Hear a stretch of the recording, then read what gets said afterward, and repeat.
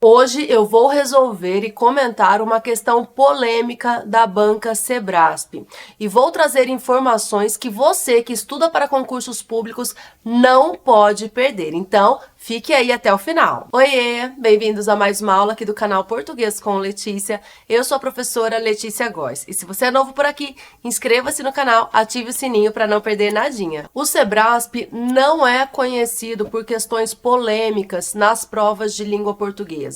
Geralmente, as questões de português do Sebrasp são muito bem elaboradas e certeiras. Mas teve uma questão de 2023 do TJ do Espírito Santo que deu o que falar. E eu vou comentar esta questão, que traz o seguinte trecho. Ribeiro, em análise acerca do acesso ao sistema judiciário no Brasil, destaca o papel do Conselho Nacional de Justiça como órgão encarregado de desenvolver ações que visem a redução da morosidade processual e a simplificação dos procedimentos judiciais. A autora destaca, dentre os projetos desenvolvidos pelo CNJ, a ênfase nos procedimentos alternativos de justiça, entre os quais figura o Instituto da Conciliação. Esse é o trecho do texto que a gente precisa ler para resolver a questão, que diz o seguinte: em ações que visem a redução da morosidade processual e a simplificação dos procedimentos judiciais, o uso do sinal indicativo de crase no vocábulo a, nas suas duas ocorrências, é facultativo. O candidato precisa julgar esse item como certo ou errado. E aí, está certo ou errado? No texto o sinal indicativo de crase. Mas a banca está falando assim, bom, eu posso retirar que o texto vai continuar correto? O que nós sempre aprendemos nas aulas sobre crase, que há 3 casos facultativos de ocorrência de crase. Primeiro caso, diante de pronomes possessivos femininos. Então, diante de sua, minha, suas, minhas, a crase é facultativa ou pode ser facultativa se o contexto permitir a ocorrência da crase. Ou seja, se um termo que vem antes exige a preposição a. Segundo caso de crase facultativa, diante de nomes próprios femininos familiares, também pode ou não ocorrer crase. Por exemplo, pedi a Maria um livro. Então, aqui nesse a Maria pode ou não ocorrer crase. Terceiro caso de crase facultativa, depois da preposição até, caminhamos até a praça. Esse a pode ou não vir com acento que indica crase. Então, a gente sempre estudou esses 3 casos facultativos de crase. E aí você olha para o trecho trazido pela questão e fala assim, bom, não se enquadra em nenhuma dessas situações. Não é diante de pronomes possessivos femininos, não é diante de nomes próprios familiares e não é depois da preposição até. Então, o item estaria errado, porque nesse caso a crase não é facultativa, é obrigatória. E aí é por isso que a questão do Sebrasp é polêmica. O que nós temos aqui nesse contexto? O verbo visar e depois o substantivo feminino resolução. Então, esse a craseado mostra que eu tenho aqui a preposição a exigida pelo verbo visar, mais o artigo feminino a que está acompanhando o substantivo feminino redução. Então, é encarregado de desenvolver ações que visem a mais a redução igual que visem a redução com o acento que indica crase, com o acento que indica essa fusão.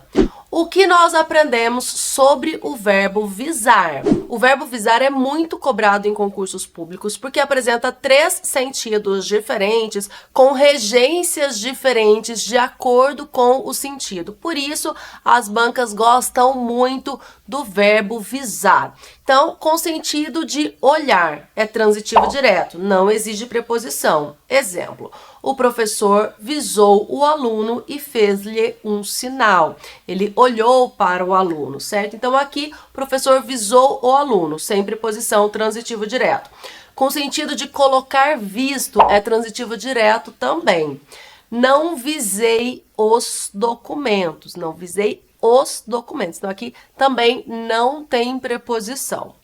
Mas com o sentido de objetivar, que é o sentido trazido pelo texto, ele é tradicionalmente transitivo indireto e exige a preposição a, como em essa medida visa a redução dos gastos. Então, esse a craseado, como eu já expliquei, é a preposição exigida pelo verbo visar, com sentido de objetivar, mas o artigo definido que está acompanhando o substantivo feminino, redução. Muito bem. Por que eu disse que com sentido de objetivar, o verbo visar é tradicionalmente transitivo indireto? Porque a tradição gramatical sempre entendeu o verbo visar nesse sentido, com sentido de ter como objetivo, pretender, como transitivo indireto, que vem acompanhado pela preposição a. Quem visa, visa a algo.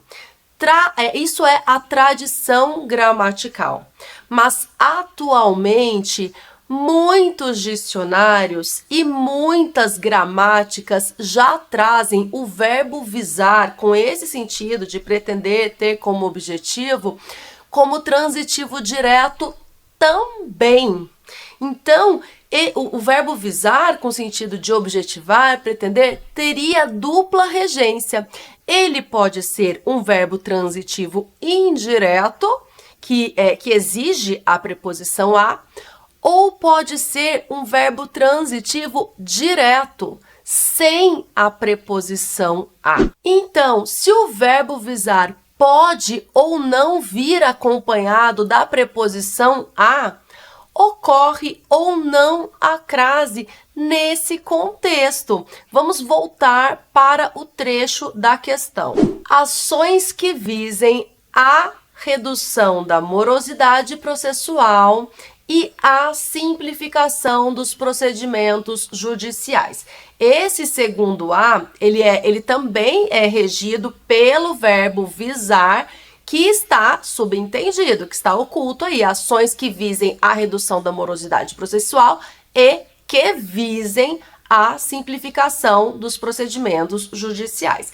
Então, nas duas ocorrências, esse a craseado, essa preposição é exigida pelo verbo visar, que tem sentido de objetivar. Muito bem, o Sebrasp entende que o verbo visar, com sentido de objetivar, pode ser transitivo indireto, como diz a tradição gramatical, e pode ser transitivo direto, como já se entende atualmente. Portanto, para o Sebrasp, tanto faz, pode ou não ter a preposição do verbo visar. Portanto, o uso do sinal indicativo de crase no vocábulo a nas duas ocorrências é facultativo e é por isso que o Sebrasp considerou essa afirmação como correta. O item está certo, porque é facultativo. Embora esse não seja um dos 3 casos de crase facultativa que a gente sempre estuda, o Sebrasp considera que sim, é facultativo nesse caso, porque o verbo visar pode ou não, com esse sentido, pode ou não vir acompanhado da preposição a. Então, veja, 2 possibilidades, como verbo transitivo indireto, que visem a mais a redução, igual que visem a redução craseado. preposição mais artigo. Se eu entendo o verbo visar como transitivo direto, que visem a redução, esse a apenas artigo. Por isso, sem o acento que indica a crase, não tem preposição nesse segundo caso. E aí você pode estar pensando, mas professora, como eu ia saber disso? Eu estudo a tradição gramatical, que é o que geralmente cai nos concursos, etc, etc, etc. Bom, quem faz o português completo, que é o meu curso do básico ao avançado focado em concursos públicos, sabe disso. Porque na aula sobre regência, quando eu falo sobre o verbo visar, eu cito exatamente isso. Que tradicionalmente, com sentido de objetivar, é um verbo transitivo indireto e exige a preposição a, mas que atualmente ele tem sido considerado um verbo transitivo direto também. E aí o Sebrasp, que está atento às mudanças da língua portuguesa, às incorporações, por meio desta questão, mostrou que ele admite o verbo visar, com sentido de pretender, com essa dupla regência, transitivo direto ou transitivo indireto, tanto faz, por isso o acento que indica a crase naquele contexto especificamente é facultativo. E se você estuda para concursos públicos e precisa aprender língua portuguesa do básico ao avançado para dominar a matéria mais importante dos concursos públicos de uma vez por todas e conquistar a sua aprovação, é só clicar no link que eu vou deixar na descrição. Conheça o curso Português Completo, além das mais de 150 videoaulas claras e objetivas. O curso conta com muito material de apoio, são 3 apostilas em PDF, mais de 1000 questões com gabarito comentado para você se preparar da melhor forma para o seu concurso. Eu espero que você tenha gostado desta aula. Conte aqui nos comentários o que você achou desta questão e se você acertaria. Grande abraço, até a próxima. Tchau, tchau!